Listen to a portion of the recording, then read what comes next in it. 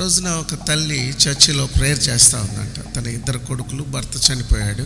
వాళ్ళు చాలా దుర్మార్గంగా తిరుగుతూ ఉంటారు. సంఘం అంతా ప్రార్థన చేయండి, నేను కూడా ప్రార్థన చేస్తాను. ప్రేయర్ జరుగుతున్న టైంలో రోడ్డు మీదకి వచ్చారంట.